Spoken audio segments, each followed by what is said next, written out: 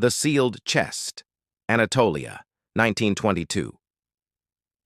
It was a stormy night in a village hidden among the mountains. The sky split apart with constant lightning, and the wind tore stones from the ground. Inside, under the flickering light of dim oil lamps, a woman was giving birth. The village elder, 80-year-old Hatun Ana, entered the room holding an old chest. The chest was covered with a black cloth. When the cloth was lifted, intricate symbols appeared on the lid: 3 crescents, a claw mark, and a circular sun. The birth was difficult. The baby wasn't coming, and the mother's eyes began to roll back. Suddenly, the windows cracked. The lamps began to go out. A cold sweat ran down everyone's spine. Hatun Ana immediately knelt in front of the chest. She closed her eyes and began to murmur something like a prayer. May Alkarı's shadow never merge with existence. Do not untie its cord, do not speak its name, do not summon its breath. But it was too late. The woman's scream abruptly stopped. The baby was born, dead, but there were claw marks on its body. Its face was tinted red. Hatun Ana took the black seal and opened the chest. A gust of wind burst from within, sweeping through the room. Ancient words were whispered. It was as if someone was speaking not from outside, but from within. I have been awakened. Hatun Ana, in tears, sealed the chest again, and she spoke only one sentence. This chest must never be opened again, or Alkarısı will return. Whisper from the roots Izmir, present day. Exactly 100 years later. A young woman, Aysina, came to her grandmother's village house to sort through her family's belongings. The house felt abandoned. Cobwebs on the windows, cracked stones on the floor. But the air inside was strange, as if someone was waiting for her. In the corner of the living room stood an old chest. A thick cloth covered it, its corners nearly blackened. When Aysina lifted the cloth, she saw a raised seal on the lid. 3 crescents, a claw, and a sun. A chill ran through her veins. It felt like she had seen this symbol in a dream before. Yet she remembered nothing. A phone call with her mother came to mind. Don't you dare open that chest. It should be buried with our past. But curiosity was stronger than warnings. The seal was already cracked. Aysina took a deep breath and opened the chest. It was empty. Disappointed, she rummaged inside. All she found was a piece of dried tulle and a small evil eye bead. But then, the air in the house changed. Curtains swayed despite no wind. Claw marks appeared on the walls. Aysina looked into the mirror.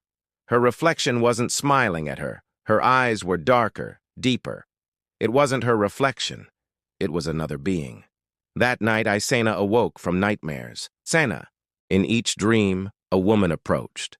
Long hair, pitch-black eyes, slender fingers, and her lips whispered without moving.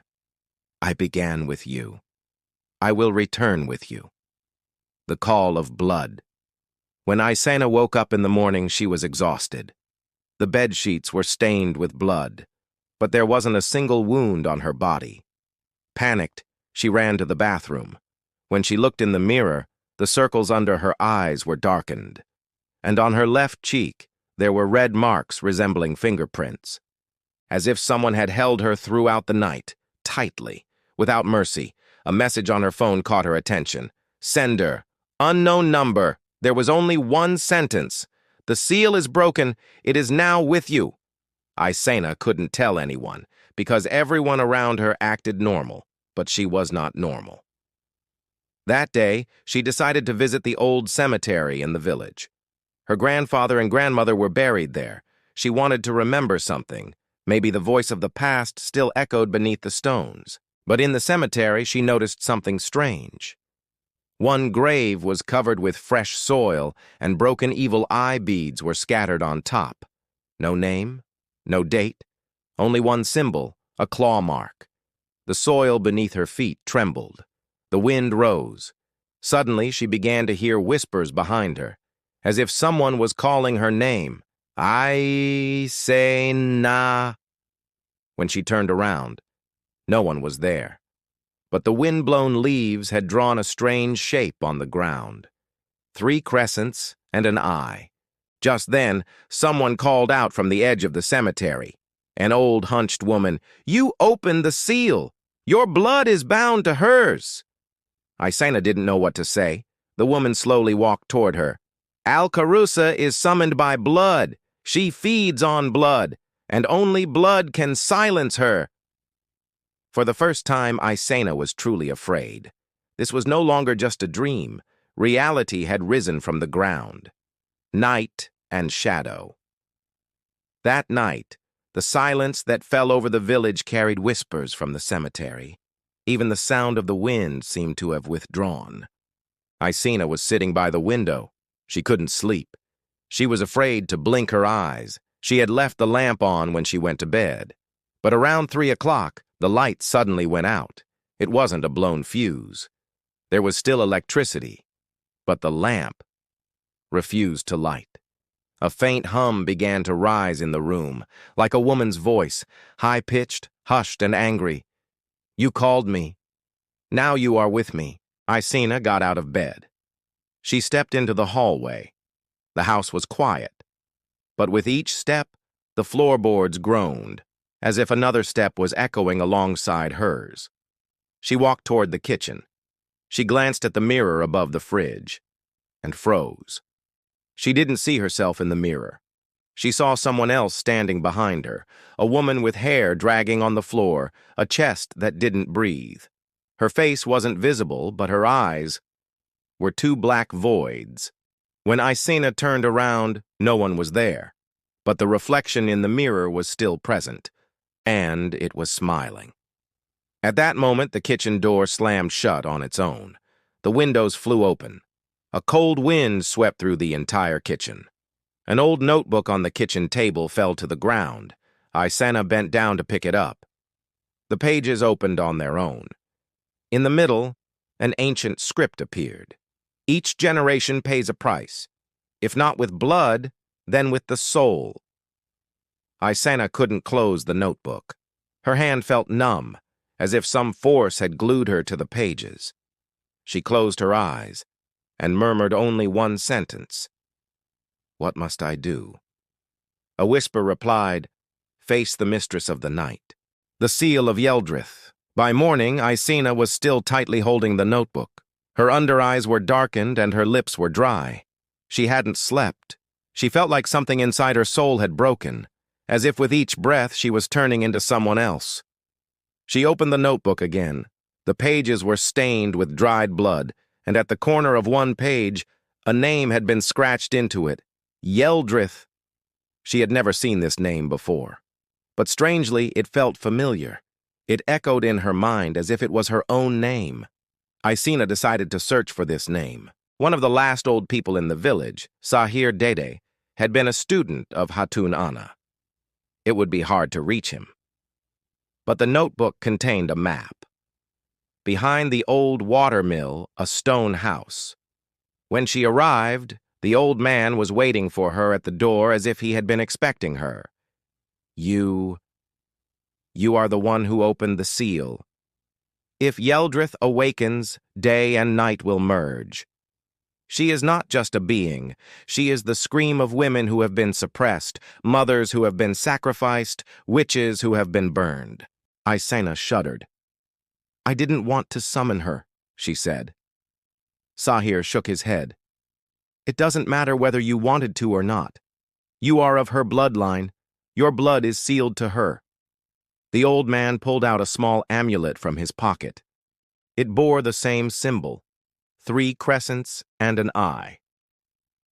"With this amulet you can speak to her once, but remember, there is no guarantee of returning." Isena took the amulet. When her hand burned as she held it, she realized that this amulet would only open for those ready to pay the price, and the night was approaching again.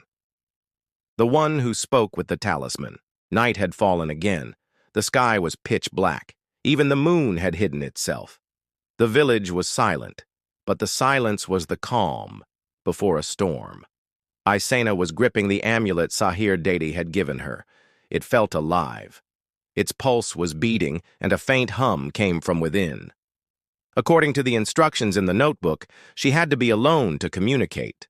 There couldn't be any light, no other breaths in the room. And most importantly, she couldn't be afraid. She entered the small stone room. She turned off the lamp, placed the amulet on the ground, and dripped a drop of her blood onto it. Immediately, there was a crackle in the room. The temperature dropped. Her breath became visible in the air. A woman's voice was heard. Not close, not far. It seemed to come from inside Aysena herself. Your skin still carries the echo of the old seal. Hatun Ana's mistake has become your inheritance. Aysena swallowed hard. Who are you? She whispered. The answer came. I am Yeldrith. I was born when mothers were silenced, not from the womb, but from the scream. The darkness in the room began to swirl. A shadowy silhouette appeared, long, thin fingers, and a body raised on its toes. I am not Alkarısı. I am her primal form. You didn't summon me, but the curse of your bloodline did. Aysena couldn't hold back her tears. What do you want from me? She asked. Yeldrith smiled. I only need a body, and a doorway to return to the world. Either seal me, or merge with me. Another drop of blood fell onto the amulet, and the room was swallowed by silence, the closing ritual, the deepest hour of the night. Euro 3:33. Aysena sat in front of the amulet, her eyes fixed on the darkness. Something inside her soul was fluttering. Not fear, but conflict. One part of her wanted to leave, the other was screaming to stay.